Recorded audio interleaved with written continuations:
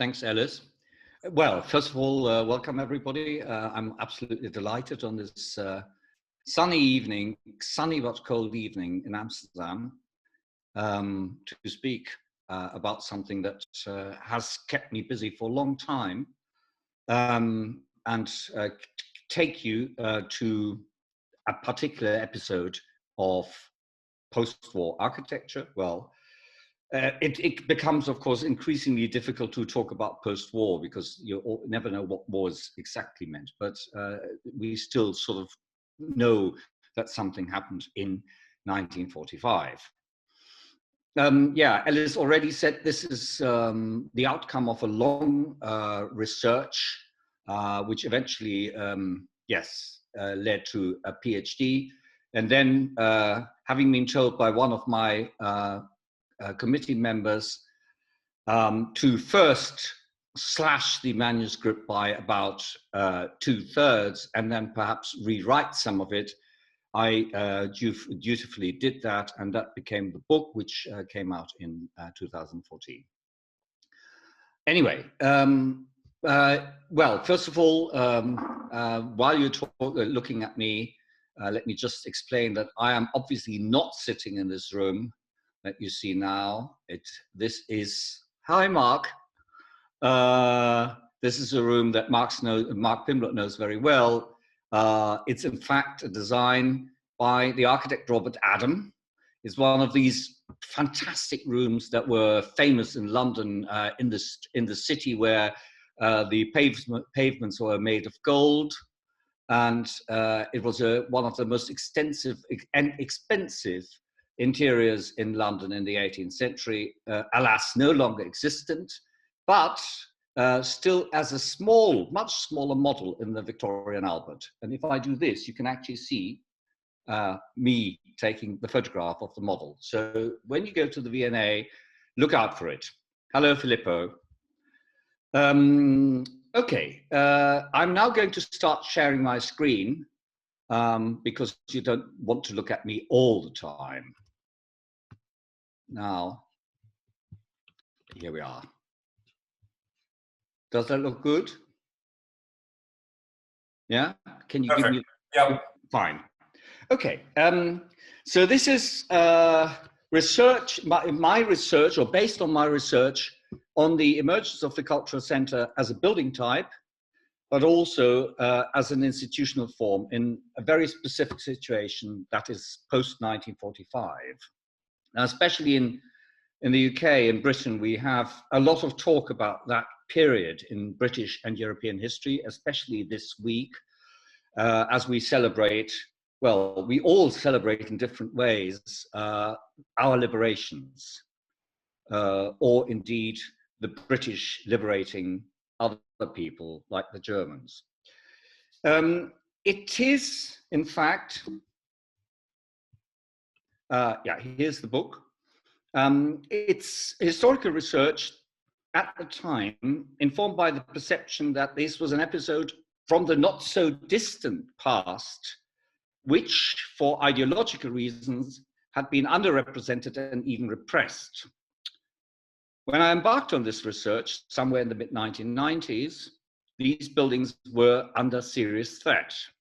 There were plans to demolish large parts of the South Bank Arts Center, those parts built in the early 1960s, and other similar buildings that had already undergone this fate. So this started out as a project to value and revalue a particular type of public building, and perhaps to offer an alternative history.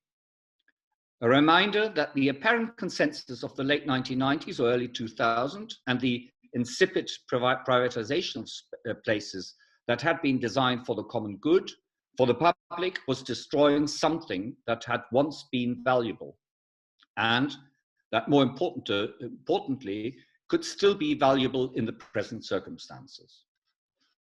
So clearly, this is a historical research, but it was always meant to be also research into our present circumstances. Things have changed since then. The Hayward Gallery, one of the buildings which I will discuss today, has been renovated, and perhaps rather well, actually. Yet, as the current initiative of the Frankfurt Schauspielhaus illustrates, public buildings from this period of the reconstruction after 1945 are by no means safe. And if we look at the realities facing cultural institutions in Britain, but also on the continent, we see a relentless, even increased tendency for commercialization. Where once there were bookshops selling a few copies of catalogues, these spaces have been grandly enlarged to offer merchandising products. Sociability has been reframed and now has become synonymous with the infinite food court that capital cities have turned into. Obviously, it remains to be seen if and how this will develop against a new type of latent agoraphobia that may be one of the collateral effects of the pandemic. Today, I do not want simply to revisit this research. In fact, I would like to combine two arguments a little. More recently, I was involved in another book called Umbaukultur, The Architecture of Altering. And while working on this book, I, of course, also visited my own research, and it certainly changed some of its perspective. The circumstances of the gestation of these buildings were those of a cultural set of conditions that is very different from our own now.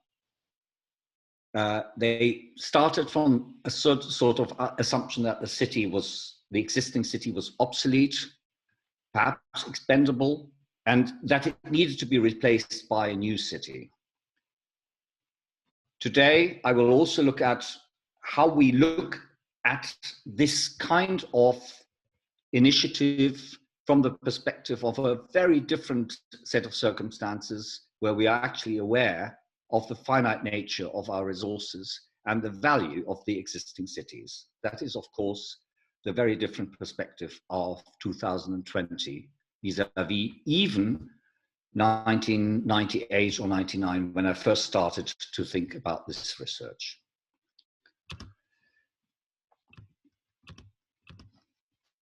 Let me start with a short, as it were, slightly theoretical introduction. In 2004, the filmmaker Theo van Gogh was murdered in Amsterdam. Many people are surprised it's such a long time back. That was a shocking event. In the evening, we all went to Dam Square, being silent or sometimes taking a pan without because we were voicing our anger and, as it were, despair. But very interestingly, on the site of the murder, very soon a sort of shrine built up in the middle of the road. Tram couldn't go past the site anymore. Police didn't do anything about it. But what happened is that during this situation, a lot of people gathered all the time, almost day and night. And they didn't just mourn, they didn't just look at the flowers. No, they actually talked to each other. And they did, and they had a conversation about where this city was going, or perhaps even where the country was going, or even where the world was going. I take this as an example of how physical arrangements are to do with the public sphere. Even in this situation where there's only a temporary rebuilding of the environment, there is a form, there's a space. You could say there's an architecture. There is a space of appearance. And I think what's probably underlying this lecture is also the relationship between that physical framing and the physical arrangement and a notion of the public. It is the most important, perhaps, notion of this lecture. It's, of course, to do with the understanding of architects that forging collectives has always had a spatial aspect, right from the beginning of, let's say, urban developments. But in the late 1950s, two writers were working on, let's say, a theory of democracy and on how a democratic society had historically developed and what the conditions were. Now, needless to say, both of them had a German background, or to some degree German background. Hannah Arendt, who had to flee Germany in 1933 as a Jewish woman, eventually lived in New York most of her life, or in America most of her life, but never actually used English in her household, famously. Contributed The Human Condition in 1959. A few later, she translated it herself under the title Vita Activa into German. And the other one is Jürgen Habermas's Strukturwandel der Öffentlichkeit, or Structural Transformation of the Public Sphere, which appeared in 1961. Now, I'm not going to talk about these books at length, but actually mostly focus on the fact that both of them, very importantly, also are about places and about spaces. In the case of Arendt, that's the Greek agora, very idealized rendition of this historical phenomenon, but which the Greek agora, which Arendt sees as the very first ideal exemplar of a public sphere. It is, for her, a place where people come out, learn to have a voice, learn to negotiate their affairs and their opinions. And in that sense, it is, let's say, the ideal, typical democratic space for her. Habermas, in fact, uses a historically much closer example, and that is the coffee house in London in the 17th century and the Parisian salon in the 18th century. And in his account, this is very much about the development of public discourse of equal people, I should say equal men, because in the coffee houses they were exclusively male. But he uses this example not very much in detail regarding the spatial arrangements, but he uses the coffee house as an example for how enlightened public discourse can be constructed and can develop. So both of these accounts from this particular period, and let's note again, they are 10 years after, 15 years after the end of the Second World War, 15 years after the great catastrophe of civilization, and particularly German civilization. These two books, in fact, both deal with democracy by looking at space. These books coincide with something rather particular. In 1945, we know Britain had a major political change with voting Clement Attlee into office and the first real Labour government. The effect of that is still visible and still tangible today. Every discussion of the NHS, the National Health Service, is going back to this particular moment.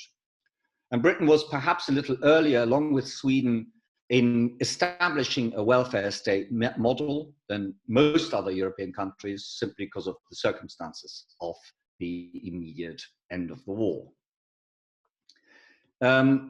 What is perhaps not so well known is that culture played a very important role in, going back to some kind of civilization, not normality, because that was definitely not even a prospect at the time. So culture as part, I would argue, of establishing also a new contract between the state and its citizens, as part of, in fact, bringing civilization to a continent that was on the edge of the catastrophe. In Britain, this was almost immediate. Yes, the NHS had been the first priority, but then very, very soon, another institution was founded, which is still with us, which is the Arts Council. First, the Arts Council of Great Britain, later devolved to the Four Nations, I think. And the person behind this is exactly the same John Maynard Keynes, who is currently very often quoted because of his insights into fiscal policies. This is a quote from the speech which John Maynard Keynes delivered on the occasion of the establishment of the Arts Council. And it is full of purpose. It's also full of rhetorics, especially, of course, the very last sentence.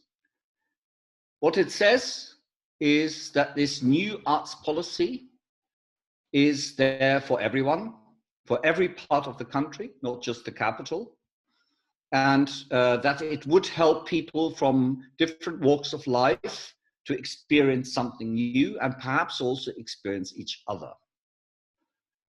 So there's initially, right from the start, a program of, let's say, social engineering, which is part of cultural policies. That's also perhaps the reason why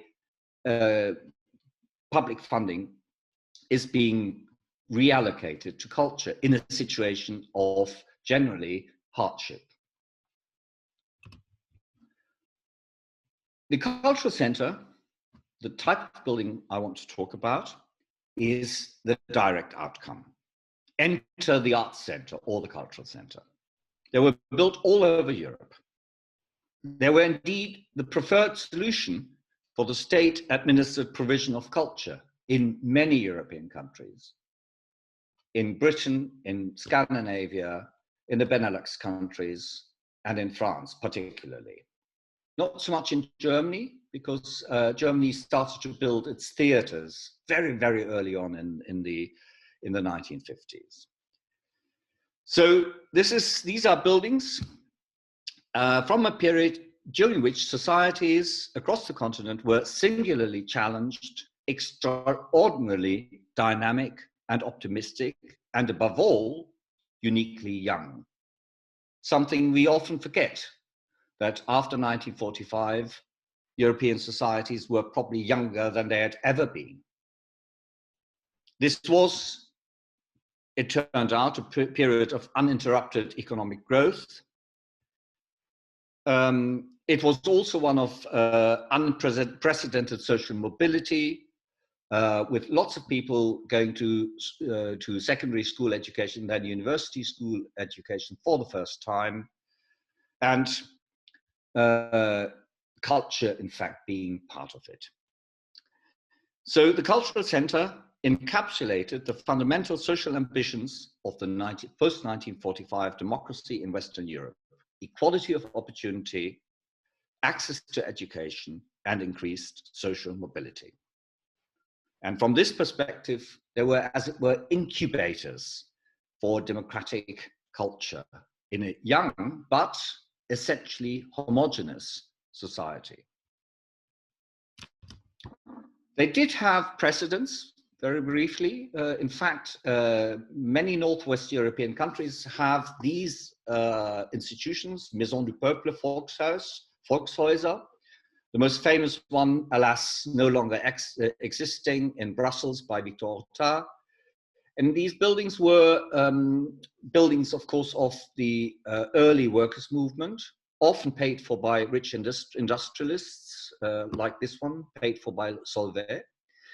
And they, interestingly, did two things. They afforded presence to the working class in the center of, let's say, the bourgeois city, where there had been no presence. And secondly, they combined all sorts of activities. In the Volkshuis of Hotar, we have a grand cafe on the ground floor, and then we have a very large ballroom come auditorium on the top floor, which of course had to take, let's say, workers' choirs of up to 1,500 people. So essentially, we're talking a very hybrid building type in architectural terms, yet very precise as to social meaning and function. Very much a message, a political, a cultural message to the bourgeois city surrounding it. So the hybridity of the type is also something we should note. Of course, this is taken to almost an art form later on in this famous Maison du Peuple in Vichy on the edge of Paris, just inside the Périphérique, where we have a combination of a market hall on the ground floor and a large cultural space on the upper floor. And famously, the floor could be removed between the two floors, except that mechanism didn't seem to work very long. So we have the context of 1945, the emergence of the welfare state. We have that which the French sociologist and government advisor Philippe Urfalino called the invention of cultural politics, i.e. the state taking responsibility for access to culture. And it's about establishing a relationship between the welfare democracy and the individual citizen, civilizing both society and the individual.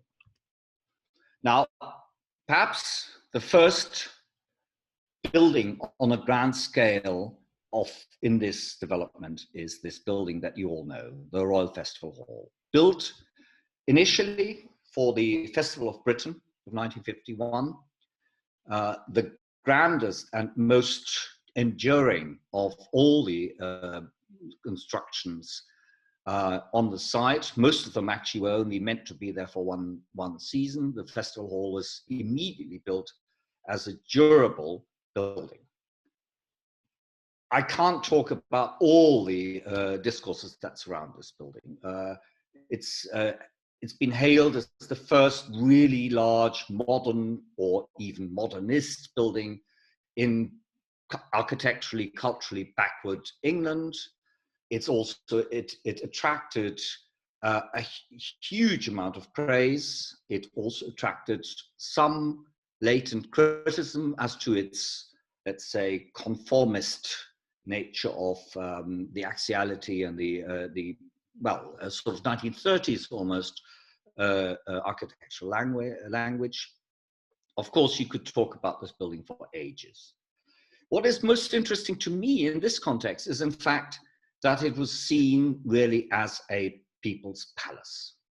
It was designed to give the ordinary citizen something that was decidedly representational and representative,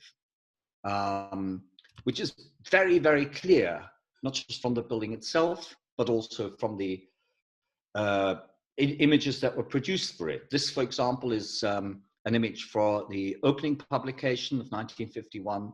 And of course, it's very interesting to see the people in the evening dress and the suits at a time when a large percentage of the population certainly wouldn't have been in the possession of such a garment. So there's a certain very strange contradiction here. This is a very, very democratic building, yet at the same time it uses in detail the representational languages of older architecture very successfully. Adrian Forty, among others, has described this staircase as almost a Baroque staircase. taking its cues from, yes, aristocratic architectures of the 18th century. And not only that, if you look at the detailing, of course, it's extremely well designed, very well made.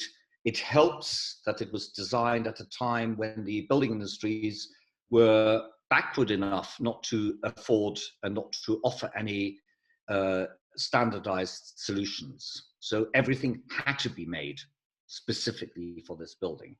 And you can see that, for example, in the handrails and this beautiful line going around corners and free shear of the columns. What it also does, of course, it offers this very, very large forum, this very large foyer. Much too large, in fact, for any of the separate users. Even if the concert hall is very large, actually too large for decent acoustics, the foyer is even larger.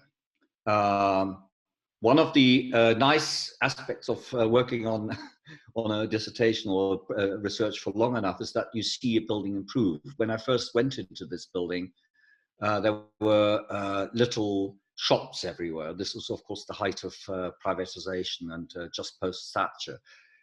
In the meantime, many of those were removed, and you could actually appreciate the openness of the foyer, not just internally, but also into the city. And you can see that it combines two aspects. It combines the festivity of the historical architectural model of the grand staircase, borrowed from, let's say, 18th century aristocracy, and the 20th century notion of transparency and the view of the city, being able to both see inside the building and outside. And still being used very, very actively. Very briefly, what is interesting, of course, about these buildings is that there were always people who took responsibility, who defended these projects. In London, this was Isaac Hayward, lead of the London County Council, who took up the initiative, not for the festival hall, but actually for the second tranche of the South Bank, about which I'm talking in a minute. In Stockholm, it's the so-called Betonsosse, concrete socialist, Hjalmar Mehr, an emigre from the Baltics, from the Shtetl, turning up in Stockholm, I think in the 1920s, hardcore socialist with good connections to the the Soviet political elite, and also tearing down half of central Stockholm, but then giving it the Kulturhus. Briefly, the buildings seem to have two different historically defined goals. In the first stage, you could see, like the festival hall, they actually provide this sort of aristocratic, very, very classy environment, which provides and promises entitlement and access. Everyone has the right to access to the cultural heritage of the highest sort. It is only after 1960 that is being replaced by a much more questioning attitude towards culture and perhaps an emphasis on individual self-development. So let's briefly look at the second part of the South Bank. That part which has perhaps had it more difficult in the public appreciation in the South than the Royal Festival Hall. Designed in 1960-61, then built over quite a long period. The last building was finished in 1968. This is what it looks like. It's been alternatively hailed as the first archigram building because 4 young members of the later group were staff members of the London County Council Architect's Office, and while designing this, but only for a few months. And then there are, of course, this is also produced by the Machin of the very large architectural firm of the London County Council, which at times had more than 500 people working for it. What I found striking is, of course, this language, which is completely mysterious. It's completely unclear, perhaps, what they wanted to do. This is no longer about transparency. On the contrary, it's exactly the opposite. It doesn't want to express, let's say, grandeur or representation in a traditional sense. It takes up some of the ideas of walking on decks. So you see, let's say, it's perhaps even more about a sort of idea of the city of the future than it is actually about the building and its content.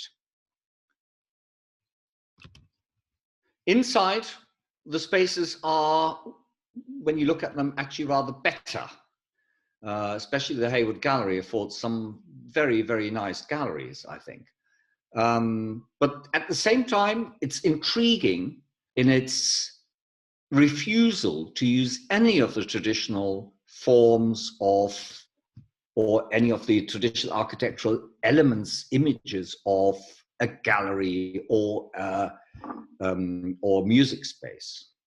In fact, you couldn't know what this is if you just looked at the architecture. It doesn't tell you this is a cultural building, I think. And this was probably very much on purpose. The question is, of course, why was it done? What had happened in the meantime to the whole proposal of the state offering culture to its citizens?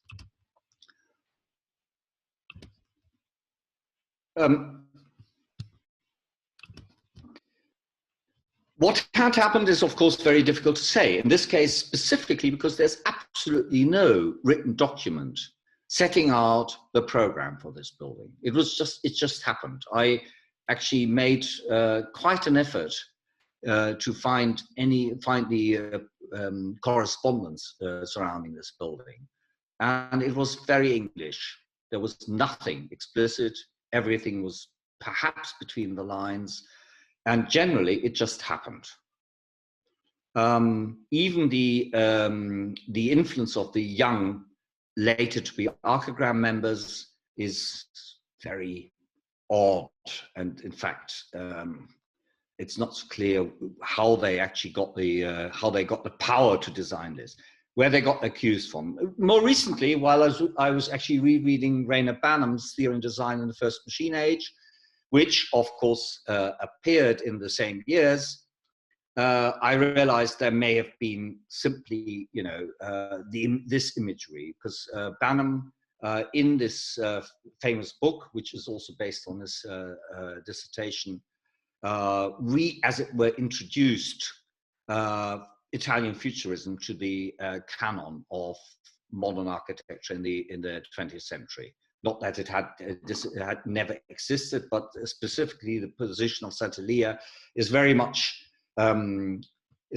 emphasized by Banham. And of course, these drawings must have had a second life in 1960, and especially with younger and impressionable architects. So perhaps that's one of the cues. Why then that turns up in a design for a cultural center is still not so clear. This is not a criticism, it's just an expression of my bafflement. I looked at this design for a long time and couldn't really find the answer. Meanwhile, of course, the Arts Center had become something different. It was being reinvented. There were all sorts of experiments with it. But there was one particular one which perhaps went further than most others, and eventually also influenced the Centre Pompidou, about which I'm not going to talk about. This is Stockholm's Kulturhus, designed in 1966-67, and also with a relatively long period of production, gestation, and so on. Eventually, the last part was opened in 1974, and the whole building was only taken into complete cultural use even a few years later. This is the architect, And unlike the South Bank Centre, this building has a very clearly one architect. I mean, the Royal Festival Hall, we are still discussing, endless discussions as to whether Peter Morrow was the real architect or whether it was Robert Maxwell. Sorry, yeah, Robert Maxwell is the second architect. In the case of the buildings from the 1960s, that was also very much a collective effort. In the case of the Kulturhus, there is clearly the author. Well-known, very well established, Swedish architect with an aristocratic background who won the competition. So as you can't get more traditional than that. But this building itself is as untraditional as they come. Well, first of all, it was built in a part of Stockholm that was completely razed to the ground. Remind you, Stockholm wasn't bombed. So this was a deliberate decision after 1945, deliberate decision of the ruling Social Democrats who wanted to build a new city very clearly. And when much of that was realized, it also became clear that the extreme focus on business, on large department stores, on banks and so on, wasn't going to produce a city center. And that is where the Kulturhus comes in. This is a long story. I'm not going into detail to that, but this is what then appeared.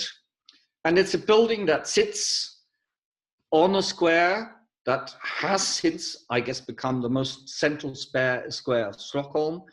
It's also a building that very successfully shows how what is happening in the surroundings of the building and the building itself can do to a city. It's also actually one of the very few places where people from the satellite towns and the city center might encounter each other. So there's still a sense of inclusivity there that was intended right from the start.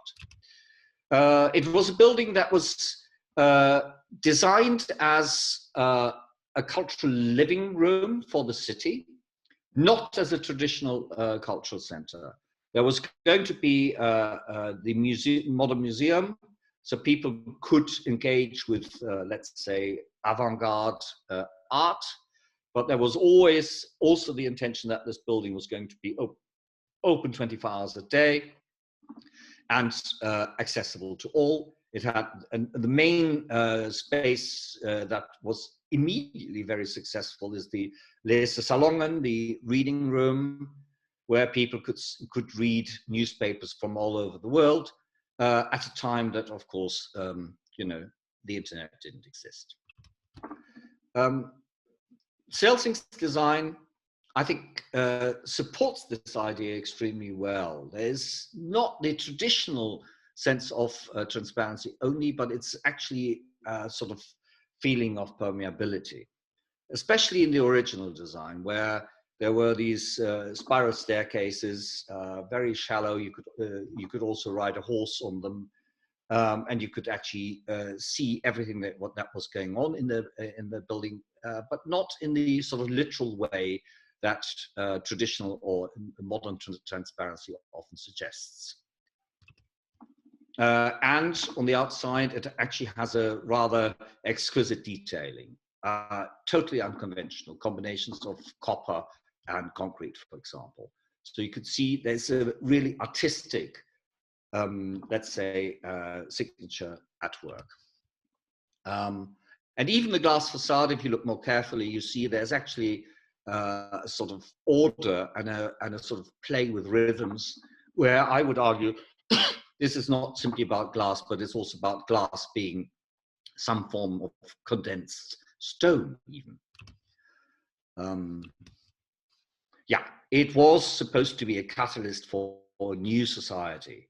Come together, join the party, start a new life. And occasionally it's also worked as that. It always had very large crowds when there was something really important happening. It was perhaps a place where new forms of public behavior were pioneered at a time that it was not normal to lie on the floor in a cultural building. And when it was opened, this was what one of Stockholm's most well-known journalists was writing about it. It's a praise. What a melange, what a house. Go there. We are in the future. It works. Now, what are we doing with this sort of thing now? Come together. Today, this sort of building is rarely built. There's one particular example, which is quite recent in the town of Groningen in the Netherlands, which somehow resembles the initial impulse. But you can also see that it doesn't quite achieve in my view, doesn't quite achieve what these historical examples have done. And that's probably to do with the fact that we are in a different society. The Forum in Groningen, this is a view of the building from the adjacent street. The Guardian actually hailed it as countering the tendency towards commercialization. But when I recently looked at it, I wasn't so sure, because this is actually what one of the spaces is. No, it's not a shop, but almost every floor is a cafe. It's supposed to be a library, but in fact, if you look at what it in many parts is, it's also a shop selling merchandising. And my 19-year-old son, who's on this picture, told me that as a user of the public library before, in a building by Giorgio Grassi, he was able to use the previous library as a working space, whereas this one had far fewer working places, and certainly people who were, let's say, the habitués were generally sort of given the feeling they were not supposed to stay there very long. So in a way, yes, it's a public building. Yes, it's branded as non-commercial, but at the same time, it succumbs to many of the problems of also commercial buildings. And if you look at it, look at what it's been doing, it has absorbed a working public library, a working art house cinema, and existing much cheaper working spaces for students and pupils. So the question is that where we should be going? Perhaps my question is also because I feel this building is actually a sort of, something that comes out of a different time. It reinstates the general thinking of the post-1945 period. And that makes it somehow strangely inaccessible. So having looked at this historical outcome, and then also looking at a building that tries to reproduce it, I'm suggesting that probably today we need something completely different. And it's really about buildings that install an ownership of the city, not by something that has actually been given to us by politicians, but something that people literally produce themselves. And that is where I'm ending with a few buildings which I think are probably the kind of answer to the post-1945 effort of today. And I could, of course, refer to many others, but these are the ones that I looked at most recently. One is the Friche Label de Mai in Marseille. It's a former tobacco factory. What I find interesting is that the idea of the commonality of experience is also complemented by something that is about, collaboration. And perhaps also negotiating what the common purpose might be in a very heterogeneous urban society, because that's the main difference, of course, compared to the historical buildings I've been discussing earlier. Marseille is, as we know, a city with lots and lots of different ethnic groups. This particular area has mostly inhabitants from the Comore Islands, I think off the west coast of Africa.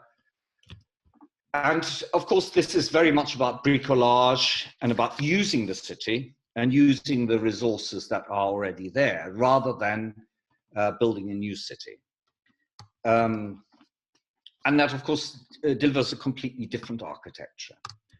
This, by the way, is a project by Patrick Bouchin and his collective Construire, which is going to play a major role in the forthcoming Oase on Hannah Arendt. And of course, you know, the aesthetics are different, but it's also about a completely different use of the building. And another one, nearer Wuppertal, where I teach, is a former velvet weaving factory, which is literally built by the people that actually use it, and which also perhaps is much better at showing us what kind of negotiation a public building in the current circumstances might be. This hall, which is temporarily given to cars as a parking space, is also used as a playing field. Of course, it's also used for fashion shows and performances. And it's also on its edges actually about an alternative economy. And everything tells us this is not something that's a present given to the citizens by a benevolent state, but it's actually people doing it for themselves. Now, yeah, to sum up, I have been looking at these historical architectures, these historical precedents, because I wanted to, well, first of all, because I like the architecture. Secondly, because I wanted to, as it were, recover the potential. And I still think that potential is there. At the same time, I do not think that today architecture can be made in exactly this way, but it's probably much more about developing an aesthetics of collective action. Thank you. Christoph, thank you so much. Perhaps if you stop sharing your screen, yeah. Then we will be able to have you in your full glory. Everyone, we're here for another 12 minutes, so if you've got questions for Christoph, do please pitch them in the chat box. But Christoph, maybe I could start just by asking you to reflect a bit on this present moment we're in. I mean, I'm very conscious, you know, of our principal collaborator in London is the Barbican Centre, which is closed up, you know, effectively until September at the earliest. And, you know, this program that you're speaking in at the moment is a sort of direct response to the fact that we can't meet in those sorts of spaces at the moment. I wonder what, I mean, in terms of, what do you think the legacy of this period might be in the way that we think about art centres or places of kind of congregation? I mean, it feels to me at the moment we're, you know, everybody in this room is learning to kind of appreciate that they can attend a lecture online, and perhaps it's even a better experience than going to one in real space. You know, how do you think we find a value for real moments of congregation kind of once this is over? Well, that's true. I think we're all going to be much more critical about going to lectures and not being able to leave the room when we are bored. So in that sense, this is actually a very good way. Of course, I see a lot of people I know, and they don't show their faces because they're probably at this moment doing the dishes or filling their washing machine, or yeah, of course. I mean, that's a huge freedom offered to us by this particular mode. I also think we can't really judge this now. I'm doing, of course, Zoom lectures all the time. now. I think I rather like them, but I also do lectures to people I've already met in real life before. So I think I'm also banking on the experience of having met these people or even embraced them. Yeah. And that, of course, makes a complete difference to the experience. I see Susanne Pietsch, and I see Irénée Scalbert, and I see Mark Pimlott, and I see Philippe Christou, and Daniel Sput, and so on. Stefan de Volder has hidden again. So I know these people. We could, if everybody were unmuted, we could actually resume some kind of conversation that we would have, that we have already started. I think it becomes something completely different if that has gone altogether. That's one thing. Second thing is, we also know that nobody is going to now interrupt, because actually you give the key to interruptions. That is good, and it's also perhaps bad. So I think, I really think this is only complementary. It's only adding to what we can, what we can do already, but it's not replacing, let's say, the events. But it will make us more critical about what these events, when we see each other, really offer. I mean, it's like, for example, I'm very happy I haven't traveled for two months now, although I like being on trains, but not on aeroplanes. I guess a lot of people will say, do I really need to go somewhere? And I think that is probably, I hope that we are going to learn something from this. But on the other hand, everybody knows that probably most of us have witnessed hello Cornelia, have witnessed a theatre performance recently on online streaming, and it's not the same. Yeah. Christoph, we have a question from Irénée Scalbert. I'm going to unmute. Irénée, you've got the microphone. Hello, Irénée. Hi, Christoph. Thank you, Alice. One thing which strikes me is that, in spite of the examples which you showed towards the end of the lecture, yeah, a building like the Kulturhus, the House of Culture in Stockholm, yeah, remains a fantastic building to visit, and not only for the architecture. It has a very engaging feeling about it. Yeah. But as you yourself raised it, I think the question about the future cultural centers and what that might mean remains. And the sense I get, and at the back of my mind, I have the houses of culture in France, and obviously the greater ones too, the Pompidou Center. That the idea of culture is not as attractive as it was, say, in the 1970s. There is not quite the same aura around the idea of culture. And I wonder whether this is not one of the reasons why the making of such buildings has become more difficult, including the making of the briefs, of course. Yeah, but I think the making of the brief has always been difficult. I mean, if you look at the making of the brief for the Stockholm building, there were at least 3 or 4 committees involved. There was a lot of compromise. Some people who attacked the compromise, of course, for being compromise. Of course, it also was never actually realized as an institution as it had been intended. And what we're left with is actually the building. And I agree, it's a really fantastic building. I wonder whether it's also a fantastic building because it already, as it were, anticipates the attitude of the bricoleur to some degree, not at a sort of, let's say, detail level, but at the way in which it actually sits in the city. The fact that it really sort of responds very directly to a set of urban situations and in fact creates them. I would argue that Celsing was something of a resistance fighter against, let's say, exactly the sort of urban planning attitude that had brought this very project, that had made it possible. So I think there's actually also that aspect where I'm sure he would be very capable of doing a fantastic, let's say, insertion bricolage job in an existing building, which of course he also did.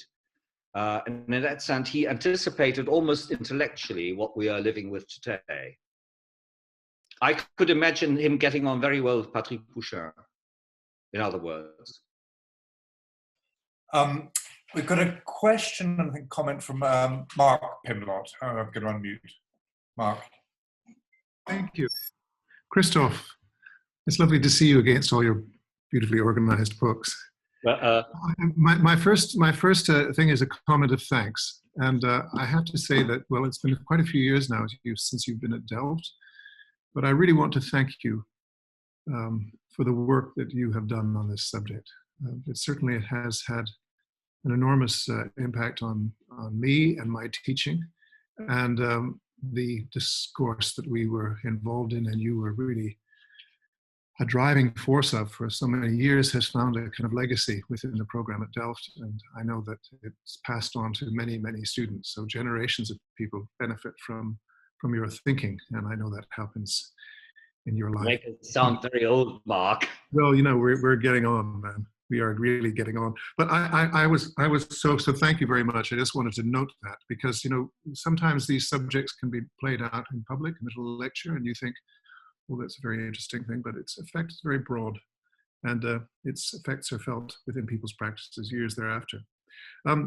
I was wondering about the, really taking on from Irene's comment, or question, you highlighted the problem of profit in the generation of public spaces, and obviously there's an issue of subsidy and funding that is part and parcel to that.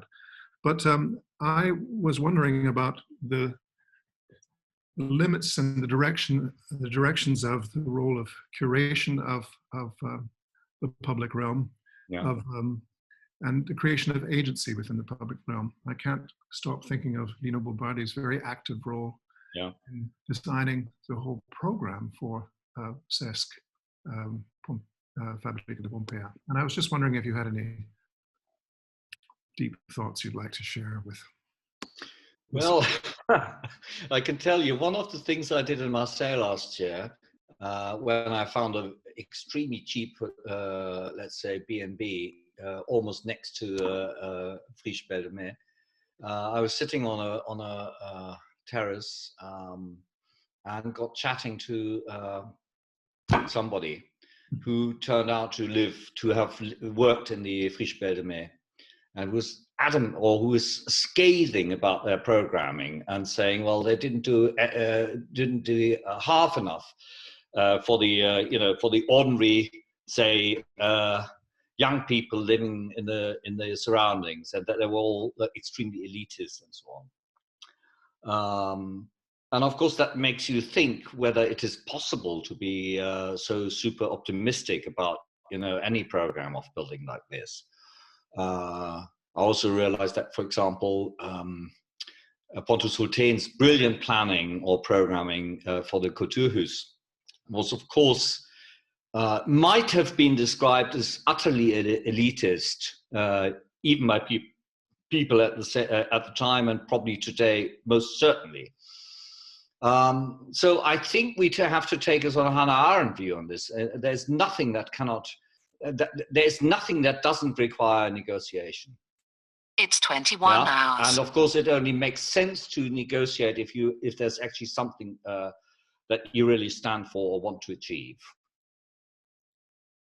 I don't think I can go I can go much further than that, because it sounds terribly wishy-washy, but none of these people, neither Lina Bobardi nor Pontus Hultén, were exactly wishy-washy.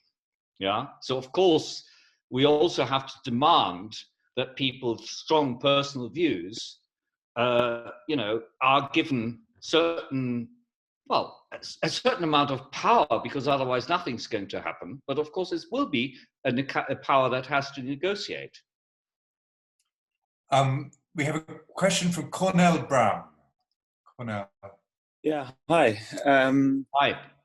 I just have one more question. I don't know, you very bravely admitted that you never could really figure out the second phase of the South Bank development. And I was actually wondering whether I could talk a little bit more about that, because in a way, it's quite interesting if you think that, you know, these sort of public cultural buildings, I guess it's always like a two-way of representing the society that you, in the way that you want to represent it, but also shape it in a way that, you know, where you want it to be developed. And I guess in that sense, you know, what you refer to, the post-1945 buildings, you know, obviously you know, they were designed by people that lived through probably both wars and the interwar period and everything else. And then these young people, like, you know, the Archigram members that you referenced a few times, were obviously growing up in the time that this first generation formed. And you know, even though you said you haven't quite figured out where this language comes from, I was wondering whether you could say a few more words on where you think this comes from, the new language. Well, I'm not sure whether I said I couldn't figure it out. I think it's ultimately extremely ambivalent. Of course, when you look at that, you wonder, how did anything end up looking like this? You know, why on earth, when you have to design a concert hall, do you make it all of concrete? And so you can't actually, you know, there's not even very much of a sort of expressing this sort of idea of the foyer. Yeah, I think it's a very interesting case because it is so undecided, and it probably only could emerge in the way that it did because there wasn't actually one very strong, let's say, artistic personality driving this whole building forward. Had there been one person, this building probably would have looked differently. Had the older generation, the people who'd designed the festival hall, been more powerful, it certainly wouldn't have looked like this. Perhaps it was exactly this moment of indecision which brought us this architecture. In concrete, of all places. I mean, you know, because, you know, if you think archigram, of course, you think of inflatables, but no, this is concrete. So I think